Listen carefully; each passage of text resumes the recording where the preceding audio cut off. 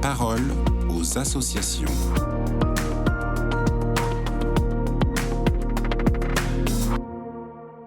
Bonjour à tous, bienvenue dans La Parole aux associations. Aujourd'hui, je suis avec Valérie Péchard. Bonjour Valérie. Bonjour.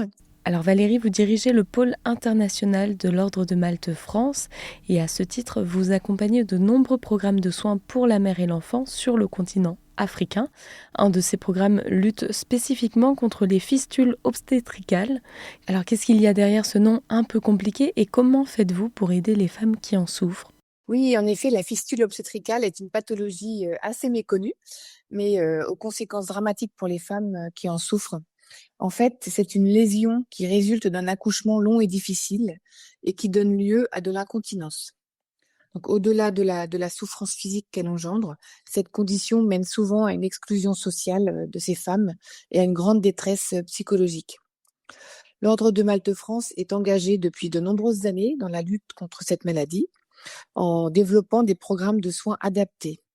Alors à Madagascar, par exemple, nous organisons 2 campagnes chaque année de chirurgie réparatrice au sein de notre maternité, le pavillon Sainte-Fleur, en collaboration avec le ministère de la Santé et des partenaires internationaux. Ces interventions permettent à ces femmes de retrouver leur dignité et de réintégrer leur communauté.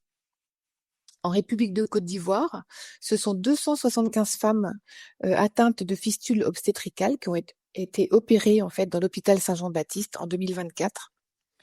Mais au-delà de ces soins chirurgicaux, nous permettons également à des chirurgiens du pays de venir se former et nous mettons un point d'honneur à renforcer la prévention pour éviter que de nouvelles femmes ne soient touchées. Sensibiliser les populations est un aspect fondamental de notre mission. Cette maladie n'est pas une fatalité et une prise en charge médicale peut véritablement offrir la guérison. Et alors d'une façon plus globale, quelles sont les autres manières dont vous soutenez les mères et les enfants dans ces pays-là ? Alors votre question met en lumière un enjeu fondamental de santé publique. Comme vous le savez, dans de nombreux pays, notamment en Afrique, l'accès aux soins pour les mères et les enfants reste encore insuffisant, même s'il y a eu de nombreux progrès. Alors, à l'Ordre de Malte France, nous avons fait de cette problématique une priorité en développant des structures médicales adaptées et des programmes de santé ciblés. Nous agissons à travers nos maternités, nos hôpitaux et nos centres de santé, où nous accompagnons des femmes enceintes dès le début de leur grossesse. En 2024, nous avons réalisé 43 000 consultations prénatales, grâce notamment à des cliniques mobiles, vous savez, qui se rendent dans des zones reculées, où l'accès aux soins est très souvent difficile. Nous avons réalisé également plus de 14 000 accouchements, ce qui a permis aux mamans et aux bébés de recevoir des soins sécurisés et adaptés.